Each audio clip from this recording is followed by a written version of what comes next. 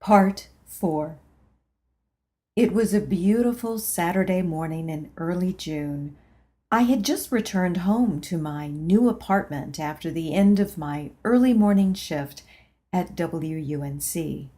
Sal and her boyfriend Beau were now husband and wife, living in the apartment Sal and I had shared for 2 years. They certainly didn't need me in their newlywed nest, so the month before their wedding, I had moved into my own apartment, lovingly filling it with hand-me-down pieces of furniture from my parents. Though I only had 2 more semesters before graduation, I planned to remain in my apartment until a full-time announcer's position at WUNC became available. Then I would move out to the country. I loved trees. I eventually wanted to be surrounded by them. From the back window of my apartment, before which my desk and typewriter were set, I often gazed upon a tall stand of pine trees. When my window was open, I listened to them whispering in the occasional breeze, and I would be reminded of the tall, whispering pines that lined the front yard of my grandparents' farmhouse in South Georgia. The pine trees outside my apartment window helped to shade a nearby private laundry facility that served the residents of my apartment complex. Inside the brick building, lit during the day by a bank of windows that faced east, were 2 rows of spick-and-span clean, shiny washers and dryers. I loved my new laundry building. Not only was it never crowded, it had freed me from the tiresome task of loading my laundry into my car 3 or 4 times a month so I could traipse across town to the Eastgate Shopping Center laundromat, the cleanest of all the Chapel Hill public laundromats I had ever used. But this Saturday, I wasn't doing laundry.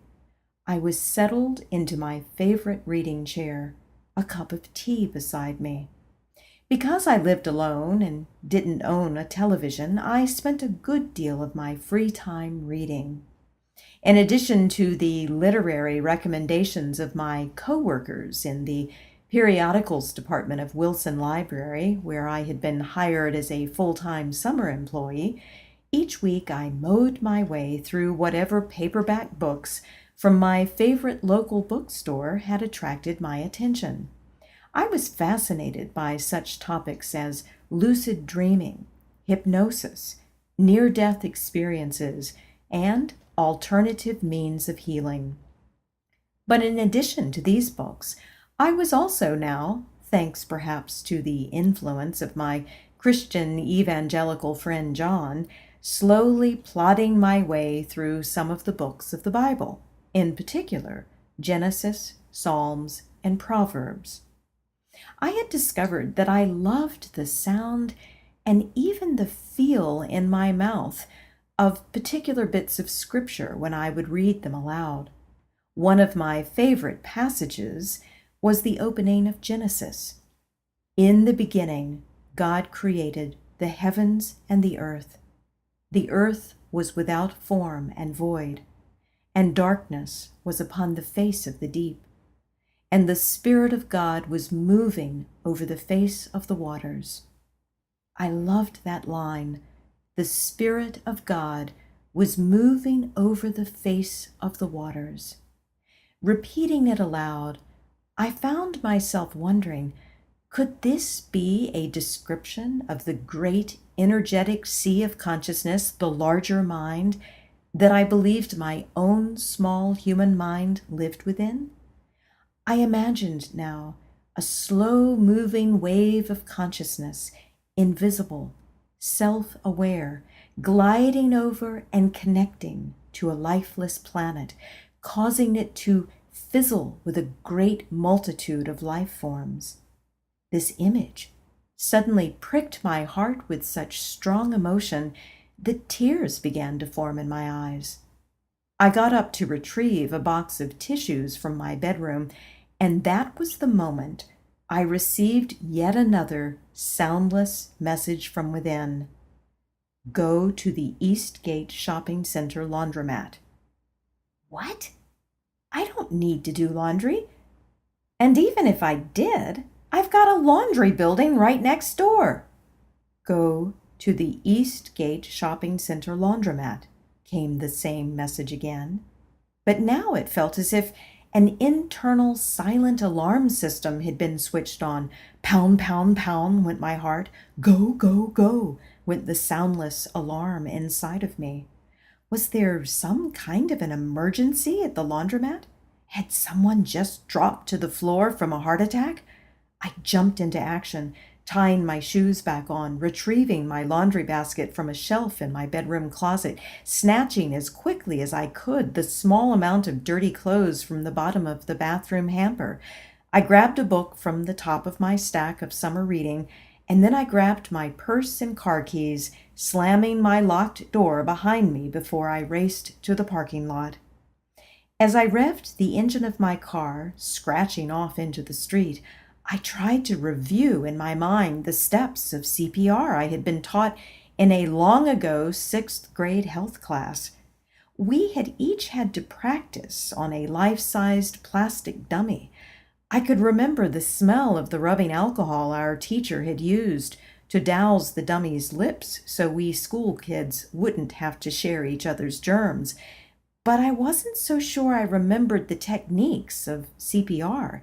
Was it a blow, blow, blow in the mouth, then a push upon the lungs?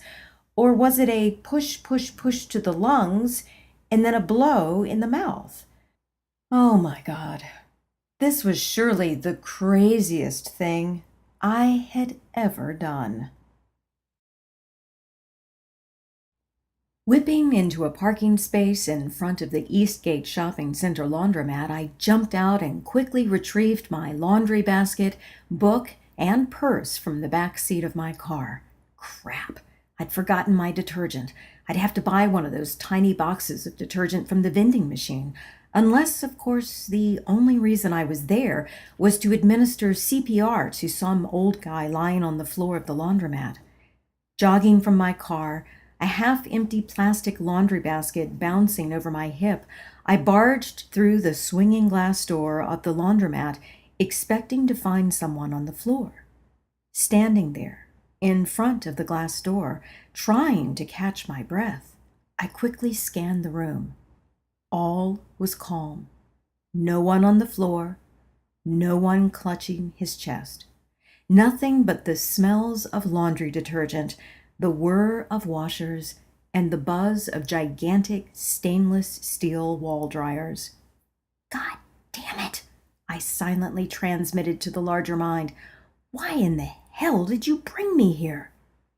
Eyes turned in my direction. Too embarrassed to exit after I had made such a dramatic entrance, I carried my basket to a nearby washer and fished through my purse and wallet, scrounging together enough change to pay for a small box of detergent and the use of one washer. Furiously, I slammed my tray of quarters into the coin-operated washing machine. The inner voice had made a fool of me. There was absolutely no reason for me to be at the Eastgate Shopping Center laundromat. Huffing as I dropped into an empty plastic chair near the front window of the laundromat, I opened my book, but I was too angry to read. I had been tricked. How could you? I angrily prayed to the larger mind. Shame on you. My trust in the soundless inner voice had been destroyed. As I sat there fuming, I decided that I was finished following its guidance. From now on, I would be a purely physical being having a purely physical experience. No more weirdness. No more acts of insanity. From this point on, nothing but normal.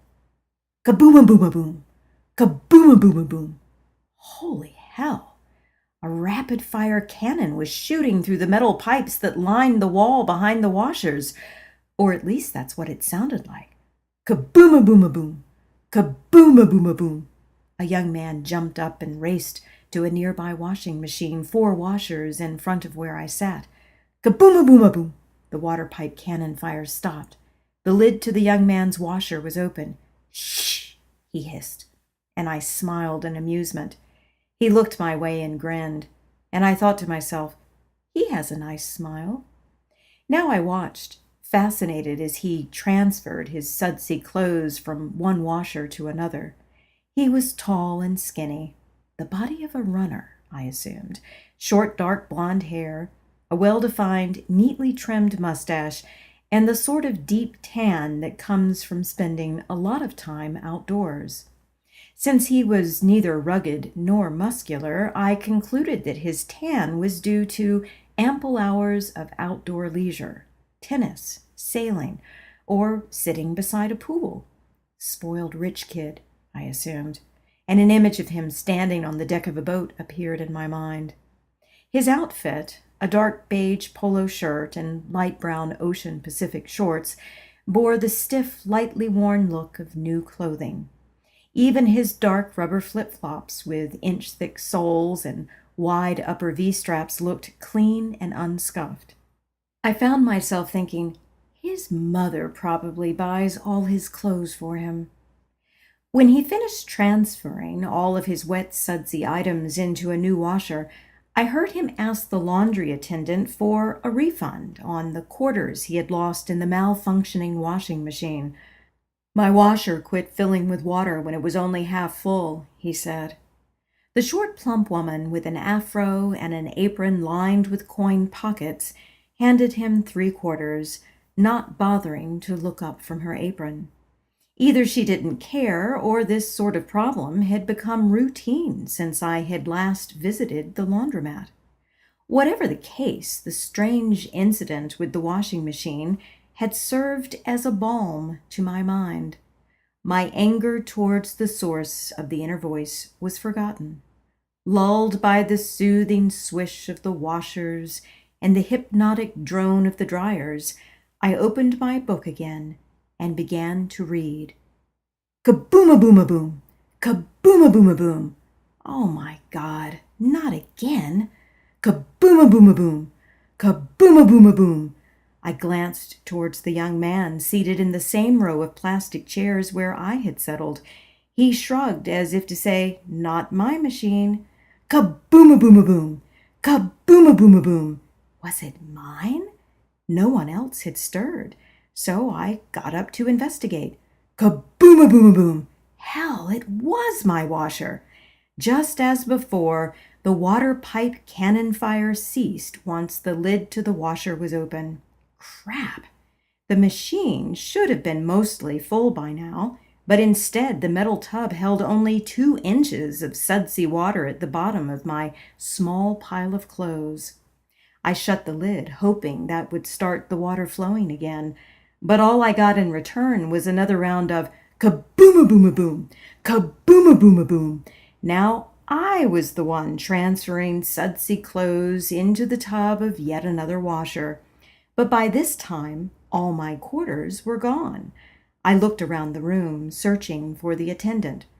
I think she's next door, said the young man, tilting his head towards the dry cleaner business to the right of the laundromat. That's where I found her. She gave me 3 quarters so I could restart my load of wash. Do you want me to show you which washing machine is broken? I asked. We'll take care of it later, she said, waving me off. I got my new washer started and returned to the book that was waiting for me in my plastic chair. But I could no longer concentrate. My mind was stoked with adrenaline. I turned to look at the young man 5 chairs down from where I sat. The chairs between us were empty, so I had a clear view of him. There were books stacked in the chair beside him. Are you a student? I asked politely. Yes, he said. I'm a graduate student. Mathematics. What about you? Senior journalism major. Ah, he said. His eyes returned to the book in his lap, and I tried to do the same with my own book, but a whirlpool of restlessness churned within me. Turning back to the young man, I said, I think it's awfully weird what happened with our washers. Have you ever heard a washing machine make that kind of a noise? No, he said. He shook his head as he smiled, but in an instant his eyes were back on the book before him. I glanced down to my own book, then back up again. Geez, his stack of books in the chair beside him numbered 6, and there was the other book in his lap. Who in the hell brings that many books to a laundromat? What a nerd, I thought.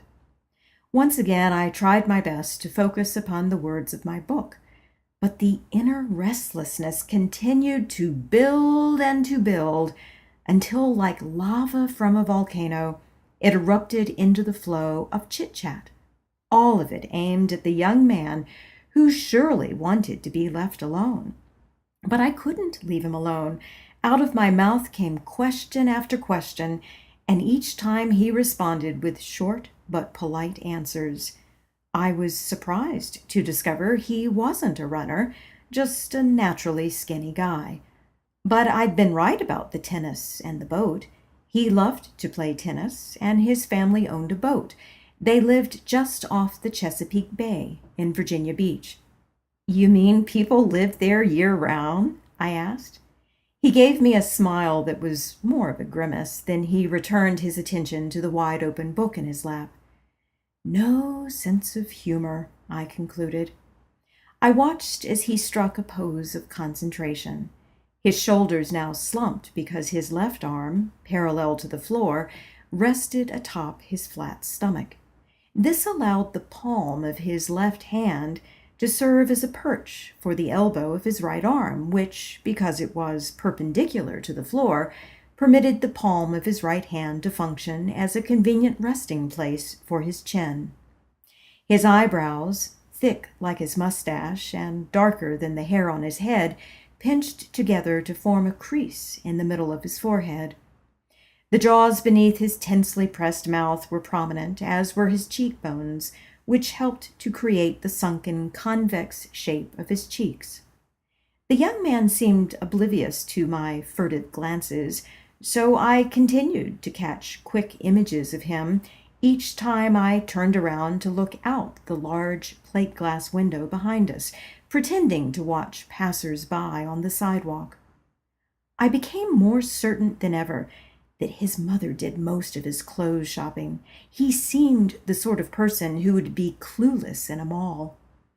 And then, feeling a colorful burst of inspiration, I decided that his parents had probably purchased a car for him, a nice car, something that would help to lend him an aura of cool.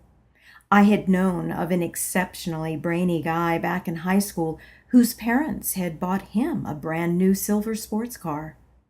I probably would have been happy to continue crafting my imaginary backstory of this young man, if not for the lava of chit-chat that once again began to flow from me. Among other things, I asked him if he had a summer job. "I work on math research during the summer," he said. "Trying to invent a new way of adding 2 plus 2? I giggled, but he didn't even bother to grimace this time. "Mathematical research is more about patterns than numbers," he said. "My field of study is functional analysis." That shut me up. But only for a few minutes. Then the stream of questions erupted once again, and I discovered that he was attending UNC on a full scholarship. The university had also provided him with a stipend, which meant that there was no need for him to have a real summer job. He did indeed spend a lot of time lounging around a pool, I found out, but it was the pool outside his apartment building rather than a country club. And when he lounged at the pool, he was always deeply absorbed in mathematical thinking or mathematical reading. "So what do you plan to do after graduation?" I asked. His neck straightened, as did his back and shoulders. "I plan to go to law school," he said. Law school? I had assumed that anyone pursuing an advanced degree in mathematics did so because he or she was interested in teaching. "Why in the hell would you do that?" I asked. "So I can take my girlfriend to the Bahamas whenever I want," he said. Oh my God. If he had wanted to go to law school in order to defend the defenseless, or to prosecute the evildoers who were polluting our planet's air and precious water resources, I would have been impressed. But the Bahamas? And for a girlfriend who probably didn't even exist. Give me a break, I thought to myself. I turned my attention back to my book, and for the first time truly began to concentrate upon my reading. In blessed silence, I continued to read for a full 5 minutes, and then to my dismay, up rose the lava of chit-chat once again, question after question. To my horror, I learned that he had voted for Ronald Reagan in the 1980 presidential election. I had voted for an ultra-progressive underdog, Citizens Party candidate Barry Commoner, who was a biology professor and an environmentalist. But as my questioning of the young man continued, my horror grew tenfold after I discovered that he had grown up a Southern Baptist, and that he had a cousin in the family who, after graduating from Jerry Falwell's Liberty University, had become a Southern Baptist minister. Holy hell! The young man came from super seriously conservative stock. I flung out a flippant comment about the evils of organized religion. Then I lowered my eyes back to the pages of my book, awaiting a volley of religious words similar to what I had received from Martha Neville's minister dad when I had visited his church as a teen. Nothing happened. I looked up. The young man was smiling. "Aren't you offended by what I just said?" I asked. "Not at all," he said. His eyes remained upon me as he continued to smile, and that was when I remembered that my face was bare of makeup, and that I was wearing one of my oldest, oversized, faded t-shirts, and that I hadn't checked my unruly curly hair before I had raced out the door of my apartment. I lowered my eyes once again to the pages of my book, hoping he would do the same. But by this time, the tide had turned. Now it was he who asked the questions, and I who answered. He learned about my new apartment and my little stripped-down Toyota Tercel, which my brother Slade had nicknamed the Turd Car because it had no air conditioning and no stereo, just heat and an AM radio. I told the young man that during the week I worked at Wilson Library and on the weekends at WUNC. "The local classical station?" he asked. I nodded. "Wow," he said. "When are you on the air?" "Actually, I have to be on the air again this evening," I said. "Normally, I only do the early morning Saturday and Sunday shifts, but I fill in for the other announcers whenever I'm needed." "I'll be sure to listen," he said. "Great," I said, though I doubted he would. I also doubted that we would ever see each other again after our load of clothes were done. I had been planning to take my washed clothes back to my apartment so I could dry them in the laundry building of my apartment complex. But because the young man now seemed genuinely interested in me and I didn't want to be impolite, when my washer finished, I fished around in the bottom of my purse for a dime so I could dry my clothes for 10 minutes in one of the large wall-mounted stainless steel dryers. And then, because he was still talking, asking me now about my love of classical music, when the 10-minute cycle of my dryer came to an end, I hunted in my purse for yet another dime so that I could spin my still damp clothing for one last 10-minute cycle. When the dryer stopped for the second time, I said, "Well, it looks like I'm done," and I scooped my small clump of laundry back into my basket. "Nice meeting you." "Yeah," he said. Backing my way out the glass door of the laundromat, my basket perched once again over my hip, I gave him a quick wave and exited. "Hey," he called. I turned around. He was standing in the open door. "Would you like to go out for dinner next Saturday?" And then, as if my mouth had suddenly slipped into auto-polite pilot, out came a cheery, "Okay."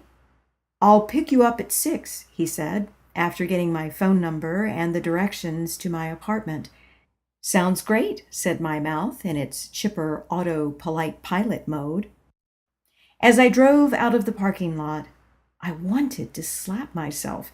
Why had I just agreed to go out with a Southern Baptist Republican math geek who eventually wanted to go to law school so he could impress some future girlfriend by taking her to the Bahamas?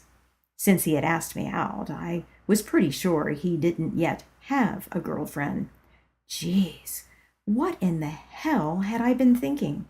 It was going to be one of those excruciating experiences in which I counted the minutes until I could finally yawn and say, "Wow, I hadn't realized how tired I am. I think I'm going to have to call it a night." This is how most of my dates with the sweet, geeky guys ended. As a college student, I had discovered that highly intelligent, though socially awkward guys were drawn to me like metal filings to a magnet, unless I had a little alcohol in me, in which case the non-geeky guys took notice. Except for my platonic friend John, who was the only sweet geek I had ever fallen in love with, I had decided that it was my loving duty to go out with every kind-hearted, science-y nerd who asked me out on a date. I suspected that for some of these young men, I was the first girl they had been brave enough to approach, and I didn't want to crush their spirits. But always I would promise myself, it's just for one date. Because I had gained experience going out just for one date with a variety of romantically inexperienced, science-minded young men, I knew exactly what line to use when they inevitably asked me for a second date. "I'm sorry," I would say. Then, because I had gone back to occasionally daydreaming about my old high school boyfriend Bill, I would then add, "I've come to realize that I still have strong feelings for an old boyfriend of mine. I think I need a bit more time to myself." The geeky guy knew he was being rebuffed, but he could walk away believing it wasn't completely his fault, that it was this other guy, the old boyfriend, who had ruined his chances for a second date. The bother of being nice.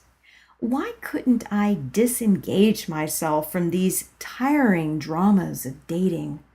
And then, as I had done so many times in the past, I soothed myself yet again with the comforting thought, it's just for one date. When the young man from the laundromat picked me up a week later, he led me to a car that glowed with an aura of cool. "Nice car," I said, as he opened the passenger door for me. I didn't have the heart to ask if his parents had purchased it for him. It was Toyota's latest model sports car, a shiny white Celica two-door coupe, featuring headlights that sloped at a 45-degree angle from its hood and dramatically slanted cat-eye taillights at its back. "Oh, it's not much," he said, and instantly I was irritated. I hated false modesty. Sure, it wasn't a Porsche or a BMW or even one of the seriously sporty two-seater Datsun Z cars, which my father was driving at the time, but it was obviously a vehicle designed to catch one's attention. I wanted to say, "I suppose you'll be in something more expensive once you're an attorney on your way to the airport with your Bahama-bound girlfriend," but I refrained. Be nice, I told myself. It's just for one date. And though he might not have fully appreciated his car, I did. I could tell his snazzy Celica had more pickup and pep than my little Toyota Tercel, and I was sure it would be a heck of a lot more fun to drive. He took me to the same Chinese restaurant my parents and I had always visited whenever they were in town. I couldn't help myself. I felt pleased, but it was only because I truly enjoyed the food at this restaurant. I ordered my usual mukugai pan, wonton soup, and an egg roll. "That'll be separate checks," I told the waitress. "Don't be ridiculous," said the young man, whose name was still unknown to me. "I'm the one who asked you out, so I'm the one who's going to pay. You're here as my guest." Though I was pleased by his generosity, a part of me began to worry that now he would expect a kiss at the end of our date. I didn't like to kiss guys I didn't know well. That is, unless I had a little alcohol in me. But there would be no alcohol-induced make-out session this evening. The young man had informed me, shortly after we ordered, that he didn't drink alcoholic beverages. "I think alcohol is evil," he said, smiling like a man who is already on the defensive. What a prude, I thought, but I politely kept my mouth shut. During dinner, we stayed away from politics and religion and covered the usual getting to know you topics that always come up during a first date: places of birth, family, school, job-related experiences. But the boredom was killing me, and it was too early for me to politely call it a night, so I took a step outside the box of usual first date topics. "Doesn't it bother you," I asked, "that we know nothing about the true nature of reality?" "What do you mean?" "Well, the Hindus and Buddhists believe that the world is an illusion," I said, assuming that his Southern Baptist self would be cringing about now. "And even the physicists tell us that all matter is energy. You remember the old children's song, 'Row, row, row your boat, life is but a dream'? Well, maybe life is a dream, and none of this is real." "Seems pretty real to me," he said, smiling as he glanced around the darkened restaurant, votive candles flickering upon each white cloth-covered table. "Okay," I said, "so let's assume that everything we see and touch and hear and smell is real, not a dream at all. Though many of us would like to think of our world, humanity in particular, as the crowning jewel of creation, in truth, we might be no more significant than tiny dots on a line." And I drew with my finger a line of indentation along the white tablecloth, completely unaware of any dimension that lies outside our world.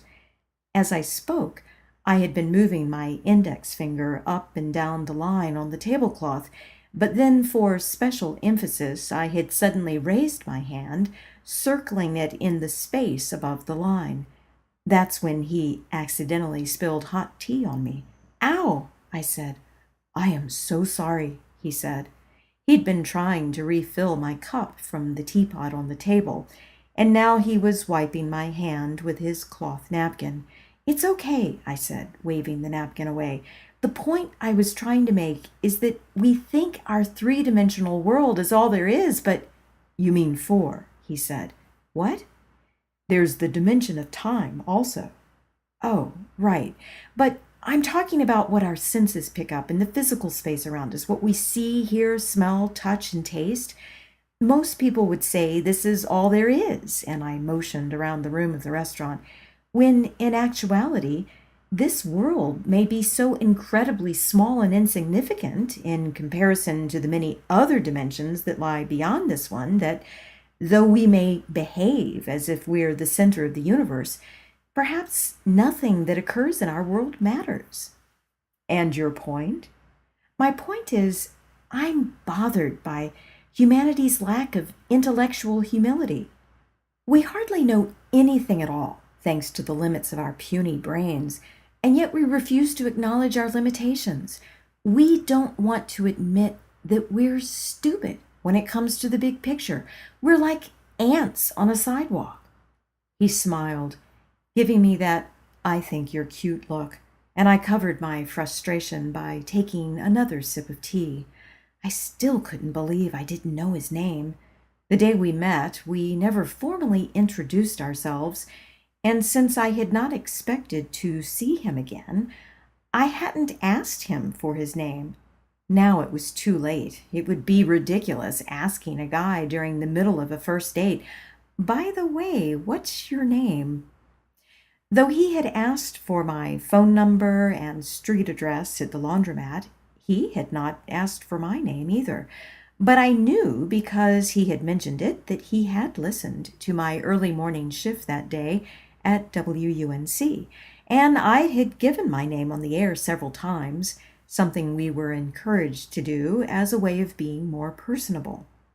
But whether he knew my name or not, I could tell from the moony-eyed way he was looking at me from across the table that he was definitely going to ask me out again. Well, I was prepared. I would give him my usual line, "I'm sorry. I've come to realize that I still have strong feelings for an old boyfriend of mine. I think I need to have a bit more time to myself." And this is precisely what I was attempting to say when, at the end of the date, back in front of my apartment door, the young man turned to me and asked, "Would you like to go out again next week?" I opened my mouth to form my usual excuse about having feelings for an old boyfriend, but what came out instead was a polite and perky, "Yes, that would be nice." What in the hell? Had I just suffered a stroke? In a panic, I opened my mouth in order to say, "You know what? I think I was only trying to be nice just then, but actually, I've come to realize I'm still getting over an old boyfriend." But not a single one of those words made it out of my mouth. It was as if a door to my vocal cords had been slammed shut. Whatever force had initially caused me to say words that were not my own was now preventing me from speaking. Oh my God! How was any of this possible? Someone or something was treating me like a puppet on a string. Receiving messages from a soundless inner voice was strange enough, but never before had anything ever taken control of my mouth. Panic coursed through my veins. Heat flashed at the back of my neck. Galloping hooves pounded against the inside of my chest. Then came a familiar high-pitched whine in my ears. Was I getting ready to faint? "Thank you for the date," said the young man. He took hold of my right hand and shook it gently. "I had fun tonight. See you next Saturday. Can I pick you up at 6?" To my horror, the puppet master, who was now controlling my mouth, opened the door to my vocal cords and said, "Yes, that works. See you then." Oh my God! He waved goodbye, and I stepped inside my front door and locked it. Never, when I had heard or read stories about spirit possession, had I ever believed they could be true. Was I possessed? Or was this simply a deeper level of insanity? I remembered how my mother's cousin, the schizophrenic, had been found wandering naked across her college campus. Had words been streaming from her mouth that night that were beyond her control? I didn't turn on a light. I made my way across the floor of my living room to the old familiar couch my parents had given me. In the dark, I sat on the edge of this old couch, back straight, knees together, my hands folded palm to palm in my lap. This was the young lady pose I had been taught as a child. When I was little, I used to lounge not so ladylike upon this very same couch, giggling with my brother as we watched Saturday morning cartoons. But now, positioned as a perfect young lady, I sat on my family's old couch and cried. Though I didn't sleep that night, the hours ticked by like minutes, and soon it was time for me to prepare for my early Sunday morning shift at WUNC. For the sake of my listeners and for the sake of the station, I had to get it together. No time for a nervous breakdown. I needed to be on the air delivering the station's official sign-on at exactly 6 a.m. And so I got myself to work and I did my job, and soon the abnormal happening from the night before began to fade in importance.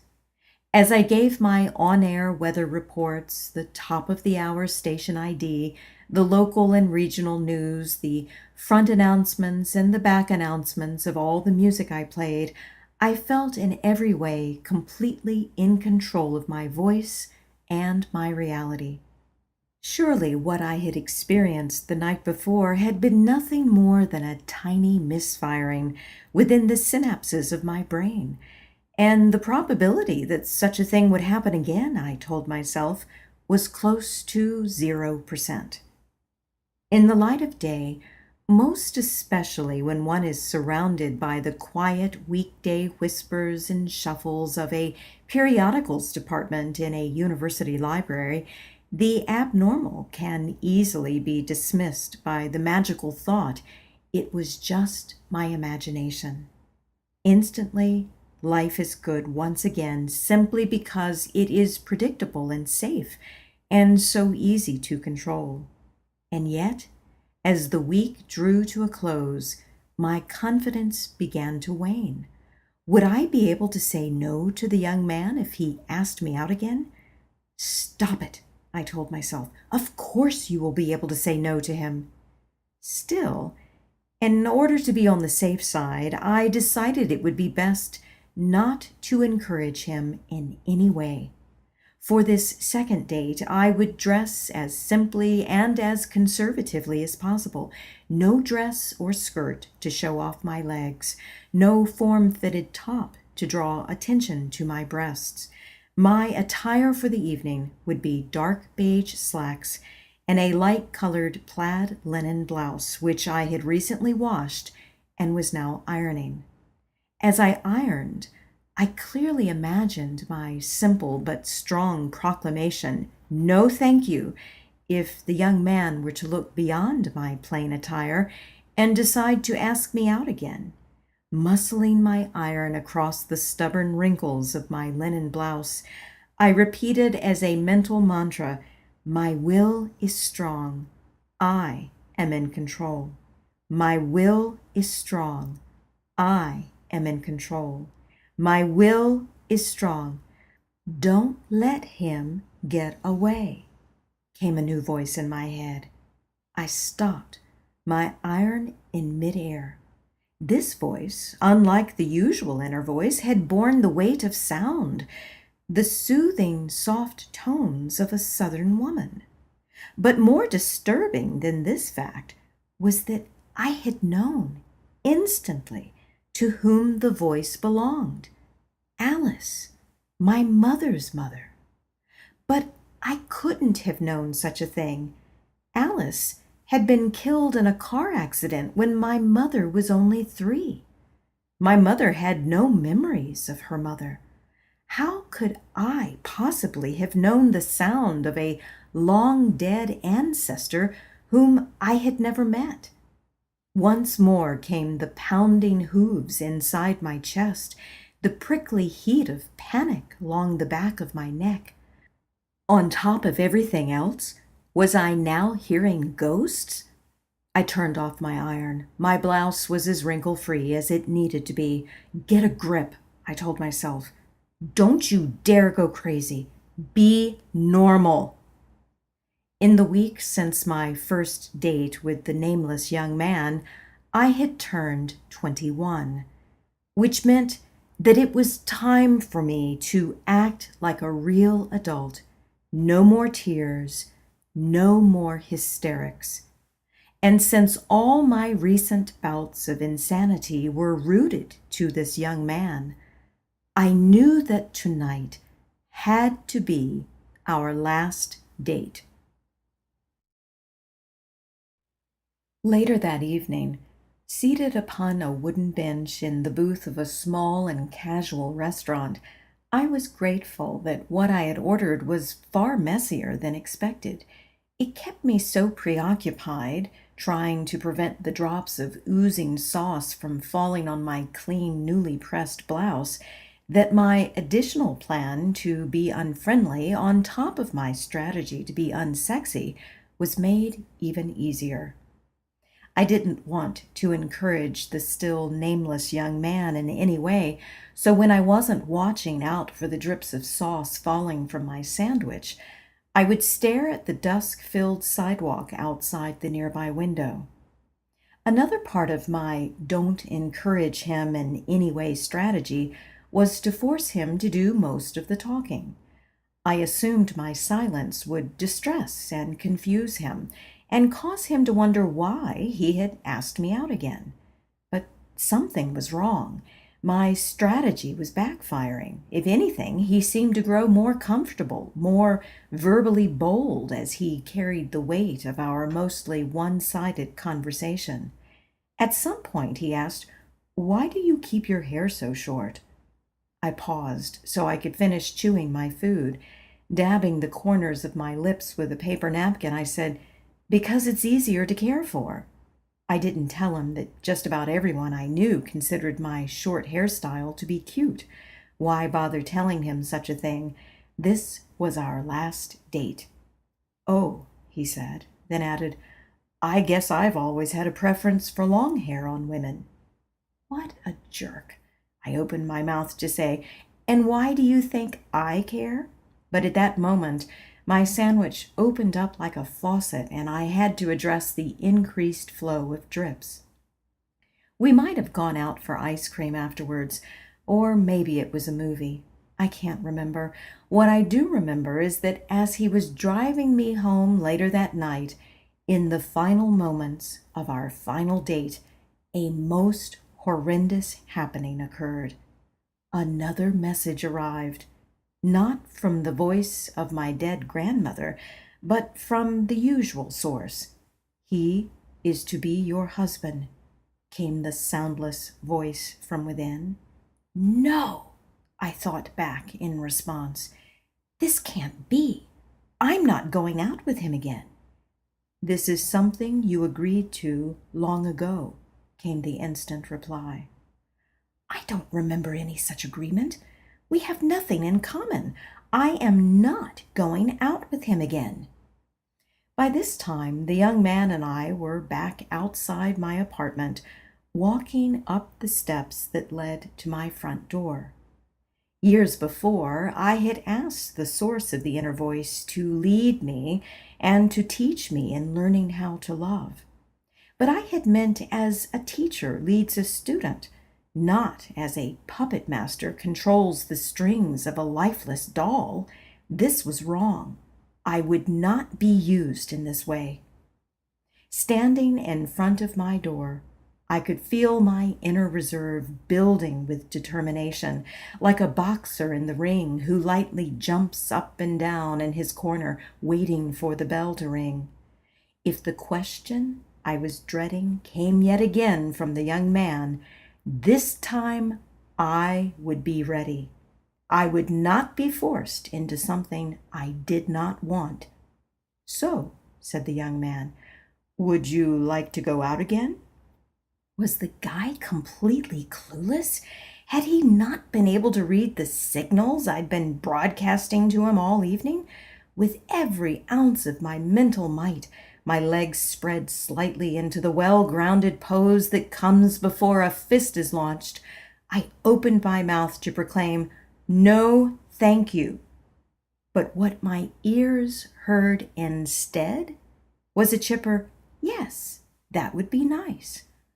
Holy fuck! My inner boxer had been knocked out in the first second of the fight, and then, as if to top off the agony of my defeat, the young man leaned in and gave me a quick kiss on the lips. How dare he? Who did he think he was? Of all the brainy young men I had dated, not a single one had ever dared to cross that line before. God damn it! Everything was completely out of my control. I wanted to stamp my foot and scream, but whatever force was controlling my mouth also seemed to be in control of my body now. "I've decided," said the young man, "that for our next date, I'd like to fix you dinner." His smile and enthusiasm sparkled like that of a young boy. I could feel my face smiling in return, but I wasn't the one doing the smiling. It was the horrible puppeteer, whoever or whatever was controlling me, stretching and lifting the muscles of my mouth and cheeks. The smile on my face might as well have been that of Batman's adversary, the Joker. I listened, as if in a bad dream, to my mouth as it murmured something polite in response. And when the young man named a particular evening for our upcoming dinner date, the puppeteer, who was now controlling the strings to my mouth and throat, said, "Sounds good." "Great," said the young man, and before he left he said, "I'll give you a call in a few days to give you directions to my apartment." Back inside my own apartment, slapping the bolt lock on my door into place, I flicked the light switch on and threw myself into my reading chair with such a force that its top tipped back and hit the wall. I was beyond feeling sorry for myself. I was beyond feeling afraid. This time I was angry. Too angry for bed, too angry to read, too angry even to worry that I might be insane. "Fuck you," I said to the invisible puppeteer, and then once I realized that the reins to my voice were back in my own hands, I repeated my curse, this time with more passion. "Fuck you." Though the physical smallness I felt in relation to the larger mind was akin to what a tiny molecule in my hand might feel in connection to the whole of my body, that night the blaze of my anger filled an entire galaxy. And with my gargantuan galaxy-sized anger, I continued until the wee hours of the morning to fling curses and insults to that energy of consciousness I thought of as the larger mind. When at long last my repertoire of ugly words had been emptied, I slumped into my chair like a flimsy rag doll whose stuffing has been removed. In the silence that greeted my ears, an unexpected presence of peace began to trickle into my heart. One by one, I now remembered the messages I had received before I had met the young man at the laundromat. The message about the anthropology professor, my father, the young piano player, but most important, the message I had received as a 17-year-old. The only reason you are here is to love.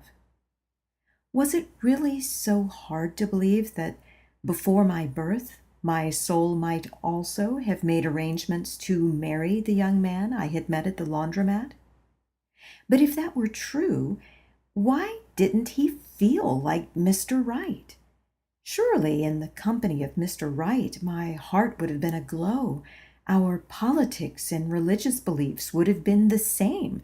We would have laughed together about how silly people are who go to law school for trite reasons, and he would have liked my cute, spunky hairdo. Then I remembered how, as a teen, I had known that my old high school boyfriend Bill was Mr. Right, and when that hadn't worked out, I had for a short while known that my platonic friend John was Mr. Right.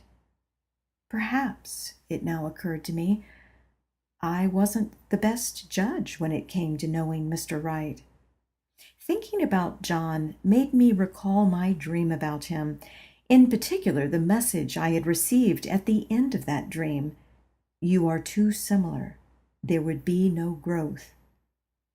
Is this why I had been led to a math geek Southern Baptist Republican, in order that our differences ensure a greater potential for growth? But how could two people who were so different ever learn how to love each other? Surely if we spent too much time together, we would become enemies. And then I found myself wondering, Had we perhaps been enemies in a past life? Had we been brought together two long ago enemies in order to make our peace with each other? Was this the real lesson of love that was before me?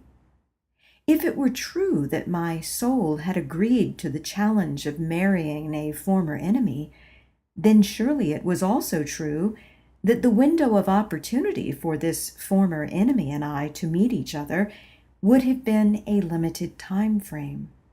And such a narrow limit in time would have necessitated strong measures on the part of the one who was attempting to lead me in the way, perhaps, that my soul had asked to be led.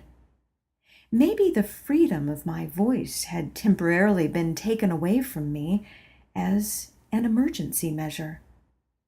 As I continued to ponder this possible new assignment, this challenging lesson before me, I decided that at the very least, I could take comfort in the fact that the young man was cute, and he was also smart. He had to be intelligent to have won a scholarship and stipend from the UNC mathematics department. And then I decided that even the fact that he didn't drink alcohol could be taken as a positive. If we were truly meant to eventually marry, at least I would never have to worry about his ever becoming an alcoholic in the way my mother's father had after her mother Alice had been killed in a car accident. But even if we were supposed to eventually marry, that didn't mean we would have to remain married. After we had learned whatever lessons needed to be learned, we could, like two business partners at the end of a joint project, call it quits and go our separate ways. That thought blazed like a ray of hope within my mind. A marriage of 2 to 3 years would be akin to obtaining a master's degree. A marriage of 5 to 6 years would be akin to obtaining a PhD. Surely I could easily handle that sort of educational commitment, most especially if these really were the lessons of my soul. Soul lessons, I believed, were far more important than the conventional lessons of a classroom. And if reincarnation really was true, then I might have to come back over and over again to learn whatever lesson I had not been willing to learn in this lifetime. No, I didn't want that. More than anything, I wanted to learn whatever I was here to learn, which is why, with only 2 hours left before my alarm was set to go off, I went to bed in the darkness of the pre-dawn, convinced that eventually I would, if it was completely necessary to my soul, learn how to love a Republican Southern Baptist math geek. But in order to ensure that I learned my lesson as quickly as possible, before I fell asleep, I transmitted a new prayer to the larger mind. If it's true that I'm supposed to learn how to love this guy, I ask for and thank you for your help. But I also ask that you never take control of my mouth ever again. Thank you. Amen. A few days later, the phone rang. It was the young man, calling with directions to his apartment, and because he had introduced himself over the phone, I now knew his first name, Paul, but he had rattled off his last name too quickly for me to understand. So after showing up at his apartment the following weekend, I decided to be clever. "I'm curious," I said after I knocked on his door and he let me in. "How do you spell your last name?" "Bourdon," he said.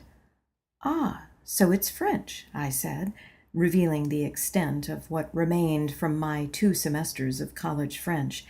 "Yes," he said, "though we pronounce it Bourdon." The first thing I noticed about the apartment of Paul Bourdon was a messy stack of books and papers chaotically arranged on the lower shelf of a fake wood coffee table. They looked as if they had been hastily shoved into this small space at the last minute. There was a tiny television on a fake wood set of shelves across the room from the fake wood coffee table, and there were two fake wood end tables flanking a sofa covered in an open weave plaid material in various shades of brown and beige. When he showed me the rest of his apartment, I noticed that although the bedroom looked reasonably neat, an oak dresser and bedside table and a matching bed covered by a boring beige bedspread, his bathroom was filthy. The sink was covered in soap scum. There was a urine stain on the back of the toilet, and clumps of hair covered the floor. I shuddered to think what his tub behind the shower curtain looked like. My God, had no one ever taught him how to clean? But from the smells of it, he knew how to cook. Dinner that night was roasted Cornish hens, wild rice, broccoli, and a chocolate torte, which he had created from a recipe given to him by a fellow mathematician, an older woman, married with children, who shared his office back on campus. Maybe it was because I had seriously committed myself to learning how to love this young man named Paul Bourdon, or maybe my emotions were being manipulated by the larger mind. Whatever the case, I felt my heart melting at the idea that a young man would go to an older woman and ask her for advice in planning a meal for me. The chocolate dessert was slightly overcooked, but that made it better. It showed how inexperienced he was at baking a chocolate dessert, and that proved he had made the chocolate dessert for the very first time just for me. By the time I had eaten my last forkful of the slightly burnt chocolate torte, I was surprised to find myself suddenly feeling very aroused by this skinny young man sitting across the table from me. Normally, I only felt this way when I had alcohol in my system, but Mr. Southern Baptist had certainly not served me anything alcoholic. Was burnt chocolate an aphrodisiac, or was this simply body chemistry at work? Were our souls reaching out to each other, communicating in some invisible way? Or were my hormones now being manipulated by my invisible friend? I realized that I didn't care. As long as the reins of my mouth remained in my control, the larger mind could do whatever it wanted with my body's hormones, if in fact my body was being manipulated by the larger mind. I loved the sexy way I was feeling, so much so that after all the dirty dishes had been cleared from the table, I wrapped my arms around the skinny, tanned body of Paul Bourdon, and we began to kiss. And as we continued to kiss, I suddenly found myself with this thought: what will it be like to have sex with him? Suddenly afraid, I pulled away. "I'm sorry," I said. "I think I need to go. I've got to get up early tomorrow." And it was true. The next day I had to be at the station yet again, bright and early before 6, for the beginning of my Sunday morning shift. We didn't kiss again that night, but as I drove away, the sexual current that had been flowing through my body returned once again, flooding me with desire for a guy who only a week ago I had been trying to ditch. Not one for wasting time, 2 weeks later I was on my back, legs spread wide open, for a gynecological exam at the Student Health Center. Paul and I had begun seeing each other every other day, and our make-out sessions had increased with such an intensity that I knew I needed to get myself back on the pill. "Are you sure you want to be put on the pill?" asked the middle-aged gynecologist with steel-colored hair that looked as if it had been cut by her own hand. Yes, I said. Why else would I be here? I wanted to add, but didn't. Pulling off her rubber gloves with a loud snap, she told me to sit up on the paper-covered exam table, and with her serious scientist eyes, she scrutinized me as if she were determining whether or not I was pill-worthy. If not for her strangely cut hair, she would have looked like an old-fashioned schoolmarm. I flicked my eyes down to the floor and I noticed that her shoes were low-heeled black lace-ups, the exact type of shoe an old lady might wear. I decided it would be best not to tell the serious schoolmarm that I had already been on the pill as a high school student, back when I had tried in vain to get my old high school boyfriend Bill to have sex with me. You do realize I'm 21, right? I said. She ignored my question. There are other ways for young people to pleasure themselves, she said. Oh my God. Was this bad hair, old lady shoes, schoolmarm going to give me a lecture about sex? I already know about oral sex, if that's what you mean, I said. She pinched the features of her face together as if she had just sucked on a slice of lemon. Well, she said, have you considered condoms as an option rather than the pill? Why would I? I said. I was a condom baby, so there's no way I'm using a condom for birth control. My mother had told me the story of my father's busted condom during his first year of med school, which had led to me. I tried to douche you away, my mother had said, a line which I had always found hilarious. I shared this line with the gynecologist along with the rest of my mother's story, but she did not appear to be amused. Today's condoms are stronger and better designed, she said. They come with lubrication, which can make first-time intercourse a bit more pleasurable for the female. Thank you, I said, but I'm here for the pill. It's the only form of birth control I trust. I got my prescription eventually, but as I walked out of the student health center that day, I found myself remembering another sex talk I had had with my mother. It was right after I had finished reading the set of life cycle books she had given me when I was 10 at the beginning of 5th grade. She had told me that if I had any questions afterwards, she would answer them. My only question at that time had been, so you and Daddy did this 4 times? A bit more than that, she had responded.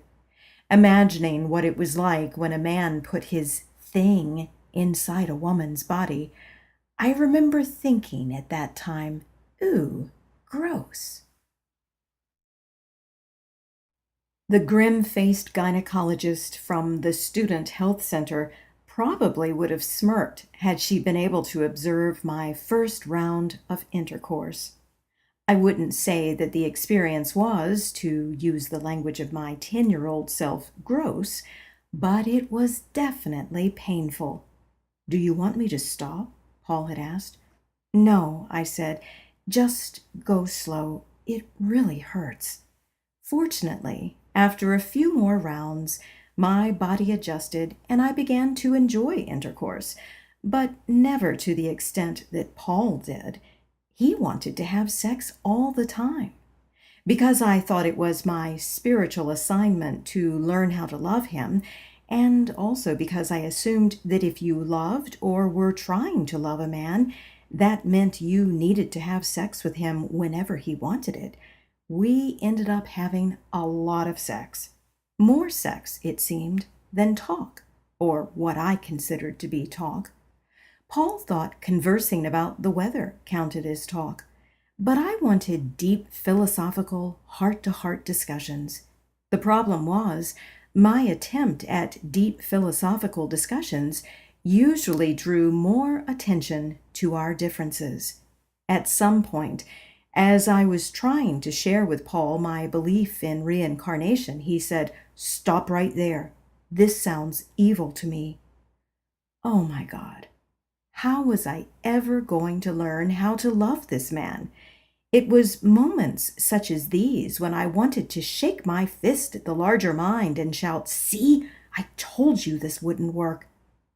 But there were moments, usually when we weren't talking, when we seemed to accidentally stumble upon a moment of comfortable camaraderie.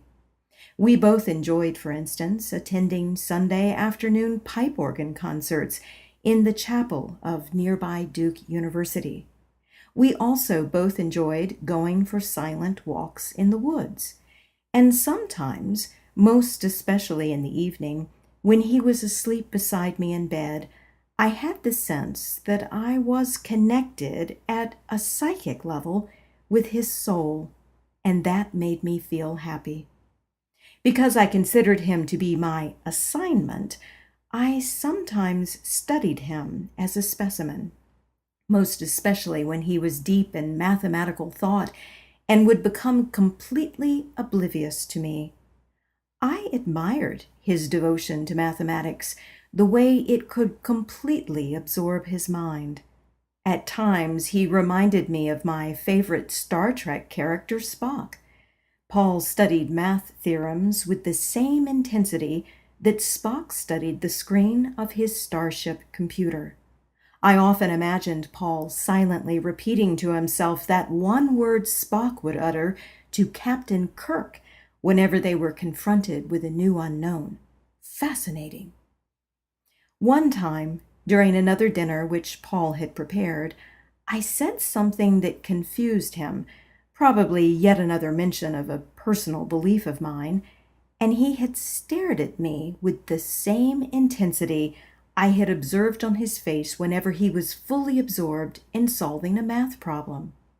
The power of that deeply penetrating gaze, it made me feel as if I had been seen, truly seen, for the first time. How I longed for that penetrating gaze to fall upon me again, but it never did. And I thought it was because I hadn't yet figured out how to be sufficiently interesting to him, outside of sex, that is. One night, back in his apartment, we were, as usual, having sex. I couldn't see his face. His basement apartment was darker at night than my own, but I could certainly feel him inside me, the weight of his body on top of me, his right hand upon my left breast, his tongue in my mouth. Suddenly, his hand on my breast began to tremble, and that was when I remembered my dream from high school, the one I had shared with my old boyfriend, Bill. This was the naked man I had dreamt about as a teenager, shortly after I had gotten on the pill in order to have sex with Bill. And now, every bit of the dream was repeating itself, the trembling hand upon my breast, the weight of his body on top of mine, the feel of the hair upon his chest, even the face that could not be seen. But how was this possible?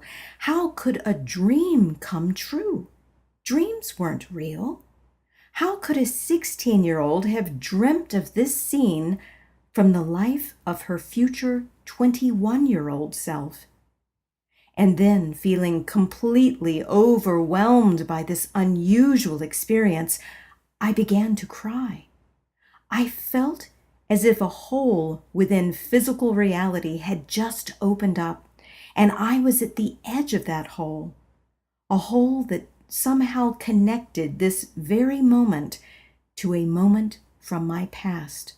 Both times are existing simultaneously, I thought, and that made me very scared.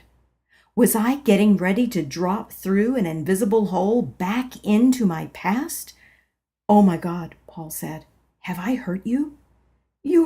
I cried, "You're the man from my dream." "What?" "I dreamt about this moment when I was a teenager. Everything that happened just now. It's all happened before in that dream I had when I was 16. I continued to cry, and he wrapped his arms around me. When I was finally able to stop crying, I told him about the dream. I explained about how I had laughed at the dream as I had related to my high school boyfriend, Bill.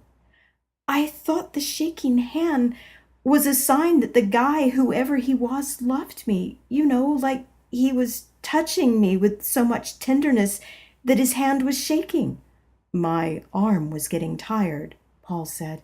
I know. I think I could tell that this second time around. My tears returned.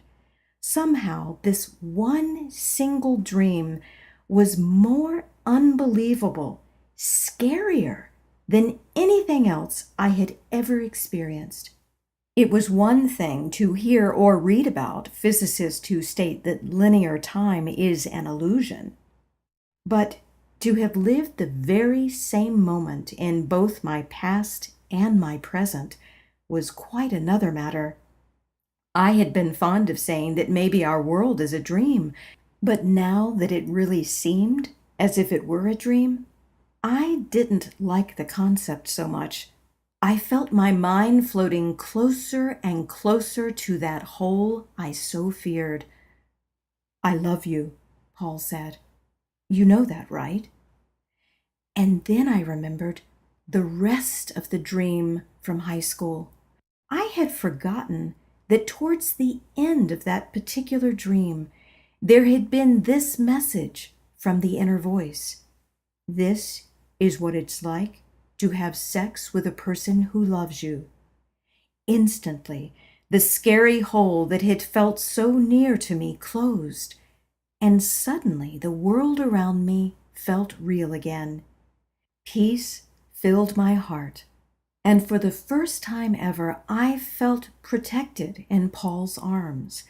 No longer was he simply a subject for study in a lesson plan. Now I felt that I needed him. He had protected me from that scary hole that had opened in my physical reality. All my remaining doubts evaporated. I knew now. He was the one. My dream was the proof I had needed. We had indeed been brought together by a higher power because we were meant to be together. Paul must have felt the same way because 2 weeks later he proposed. It was mid-August when Paul proposed, towards the end of my summer break before my senior year of college. We had taken time off that summer in order to meet both sets of parents, and now I wore a sparkling half-carat diamond engagement ring on my finger. At first I felt honored that he had purchased a ring for me, but once that ring was on my finger, the arguing began. I wanted a long engagement. He wanted a short one. I began to feel pressured. Soon the ring became, in my mind, a small but powerful shackle. He told me he felt guilty living in sin. What would my mother think? He had said one afternoon. What in the hell had I been thinking? A few weeks later, I returned the ring, and Paul was devastated. I'm sorry, I said. I feel like we're moving too fast. I need a break. So why do you have to return the ring? He said. If you need a break, take a break, but keep the ring. I can't, I said. I feel like I need to give it back to you. His eyes flashed with an anger I had never before seen. I was shocked and hurt. How could he look at me that way? Couldn't he see I was in a total state of panic? How could he be so heartless, so insensitive? Why had I ever thought I could love a man with whom I had so little in common? Gone was any memory of the night when he had protected me from that scary hole that had opened up in my reality. I had tried my best, but I wasn't able to love him. True, I might have failed one of the lessons of my soul, but it felt so good to have that shackle off my finger. My parents, not knowing anything at all about my soul mission, were ecstatic to hear that I had broken up with Paul. On the day that Paul had proposed, my father had expressed shock. "You just met him," he said. And then my mother had asked, "Do you even love him?" No, I did not love him. And now that I knew how difficult it was to learn how to love, I decided it would be best if I remained single for the rest of my life. In the eyes of my soul, I was probably a spiritual failure, but I didn't care. It felt wonderful to be free. My freedom lasted for 24 hours. That's how long it took before I began to miss Paul. And because I began to miss him, I decided that I needed to give our relationship another chance. I drove to his apartment, but he wasn't there. An image flashed in my mind. Now I could see him upon the inner screen of my mind in the parking lot of the East Gate Shopping Center. So I drove to the laundromat where we had first met, and that's where I found him. He glared when he saw me, and once again I felt hurt. "Why are you here?" he snapped. "I can't believe you're not happy to see me," I said. "I'm here because I missed you, but now I realize it was a mistake to come back. You're an asshole." I stomped off towards my car. "Wait," he said. "I'm sorry. I didn't mean to make you angry. I thought you had come to apologize because you felt sorry for me. I didn't know you were here because you had missed me.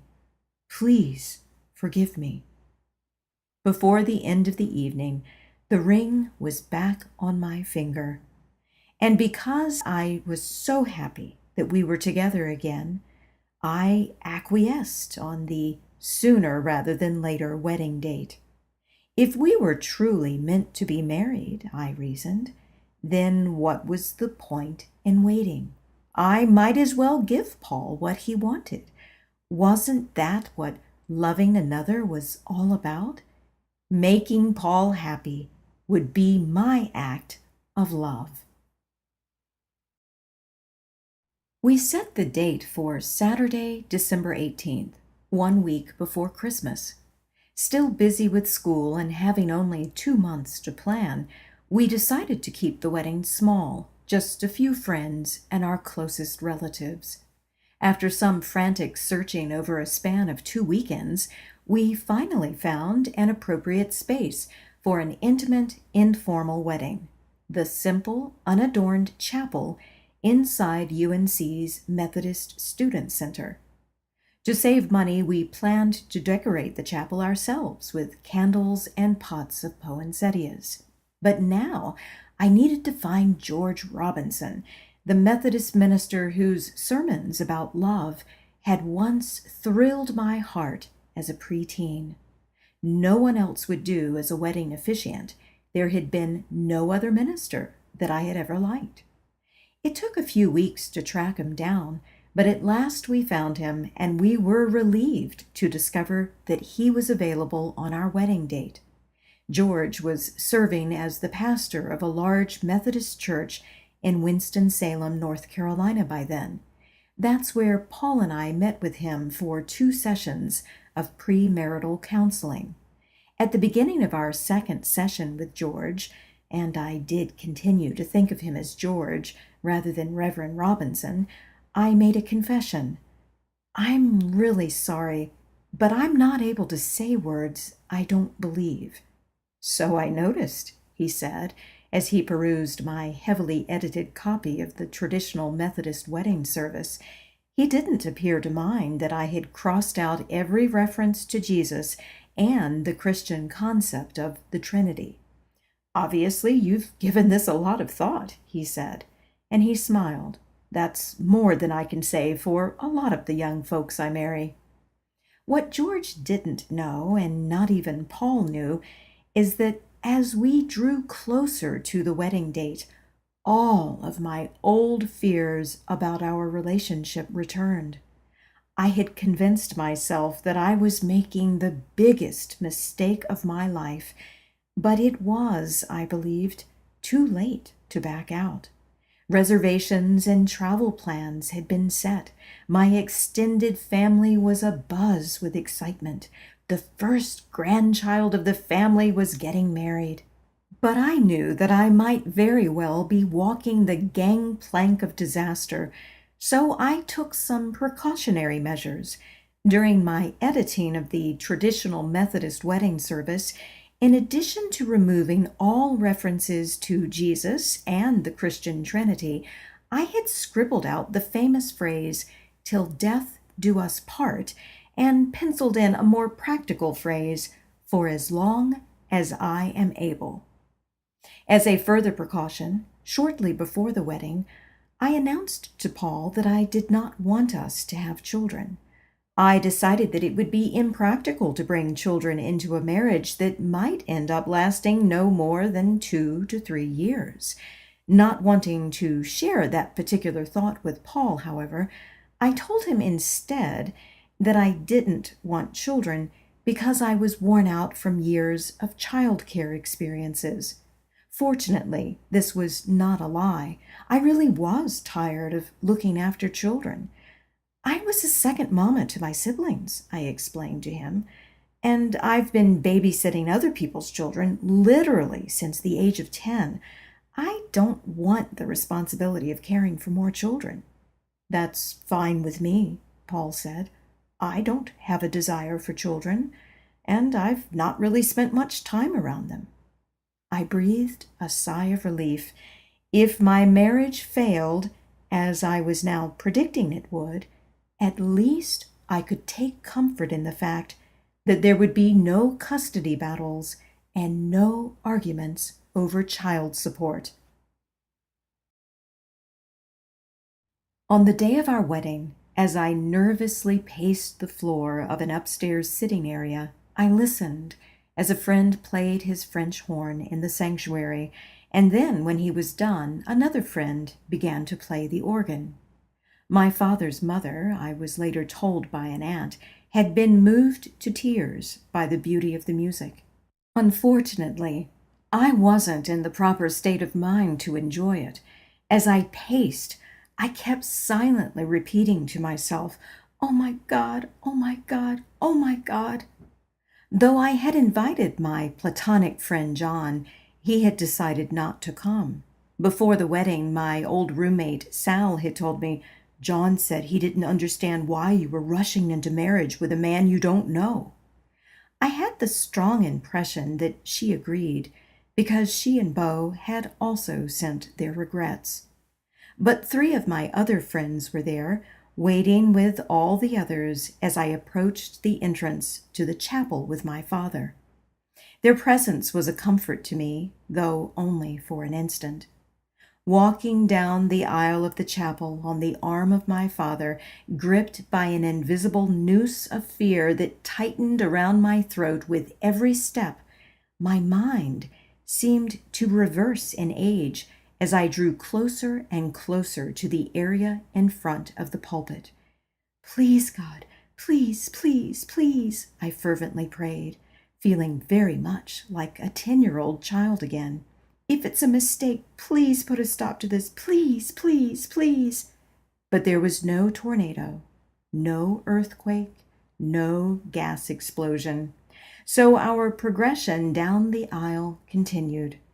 After what felt like an eternity, my father finally handed me off to Paul, who beamed at me as if I had just made him the proudest man in the world. I might be making a mistake, I found myself thinking, but at least he's cute. The organ music stopped, and in the briefest of moments there was silence. But in that blessed silence, before George opened his mouth to speak, I heard the cooing of doves. They were positioned outside the large frosted window that graced the chapel's front wall. Instantly, my heart soared in gratitude. Surely this was a sign that my wedding wasn't a mistake. My fears were swept away, but throughout the rest of the service, my ears remained glued to the cooing of the doves. For me, they were as a lifeline to the divine, and perhaps because I continued listening to them instead of to my own mouth, I mispronounced the word cherish as I recited my vows. My edited Methodist wedding vows ended up sounding like this: I, Shelley Danielle Gleaton, take you, Paul Stephen Bourdon, to be my husband, to have and to hold, from this day forward, for better or for worse, for richer or for poorer, in sickness and in health, to love and to cherish for as long as I am able. Oh my God! I had hissed like a snake. Chuckles erupted from the pews, and I wanted to die. Here I was, a respected weekend radio announcer at a highly ranked classical music station, and at least one of those people chuckling in the chapel was my program director from the station. Jeez, why had I mispronounced such a simple word? George continued as if nothing had happened, and the sprinkles of laughter subsided. Following his cues and my severely edited copy of the wedding liturgy, he gave us his blessing, and then he pronounced us husband and wife. Turning to Paul, he said, "You may kiss the bride." We kissed, quickly and chastely, then turned to face our family members and friends, and we were greeted with uncomfortable silence. Where in the hell was the Bach prelude I had ordered? Perched at the railing of the balcony like a gray, fuzzy-haired, smiling Buddha was my friend, the organist, an old music professor of mine. Arms crossed upon his chest, he gazed down upon us peacefully. I looked up at him and smiled to let him know we were finished, but he only continued his Buddha-like beaming. "We're finished," I projected in my best theatrical voice. "You may begin." More laughter from the pews. "Oh, my goodness," chirped the organist, an old-time Methodist, I later found out, who was waiting to hear the rest of the traditional Methodist wedding liturgy. He twirled upon his bench like a dervish, launching his fingers upon the rows of organ keys, and to the accompaniment of laughter and a hastily performed Bach prelude, we made our exit from the chapel as a newly married couple. Following an afternoon reception of light hors d'oeuvres, laughter and hugs, kisses and cake, and sparkling non-alcoholic apple cider, which an uncle of mine claimed had made him tipsy, Paul and I waved goodbye to our family and friends and drove off to our honeymoon destination. Our funds were limited, as was our time, so we had chosen to honeymoon in the one place I had always dreamed of returning to since I was a child: Colonial Williamsburg in Virginia. Back when my father was still stationed at the Navy Hospital in Portsmouth, Virginia, my family and I had taken a day trip to Colonial Williamsburg. During our visit, I had fallen in love with the cluster of small shuttered shops topped by beautiful roof shingles made of wood. To me, these buildings had seemed like life-sized dollhouses. Little did I know then that most of Colonial Williamsburg is a reconstruction rather than a restoration. But I doubt that would have mattered to my young childhood self. I had begged my parents to take me back to Williamsburg in December so I could see the dollhouse buildings lit with the holiday candles a teacher in school had vividly described after I had mentioned our recent visit. To my great disappointment, my father had refused. "You've already been," he said. You don't need to go again." For all those years, I had stubbornly refused to release my childhood dream of seeing colonial Williamsburg during the month of December, which is why I had suggested to Paul that we go there for our honeymoon. He had agreed because he knew it would be relatively inexpensive, and also because Williamsburg was close to his parents' home in Virginia Beach. We had decided to split the remainder of our winter break between our two families after our honeymoon was over. In the cold night air, on the second day of our 3-day honeymoon, we went for a ride in an open horse-drawn carriage down Duke of Gloucester Street, while the happy glow of candles danced in all the windows of my beloved dollhouse buildings. My old elementary school teacher had been right. Seeing colonial Williamsburg bedecked with holiday candles in December was indeed enchanting, most especially when fat, gentle snowflakes began to fall upon us in the middle of our carriage ride. When the notes of live Christmas music, spilling forth from the strings of a violin, wafted to us briefly from the opened door of a tavern, I thought my heart would burst. Snuggling next to Paul in the seat of our carriage, I squeezed his hand. Everything, absolutely everything, was perfect.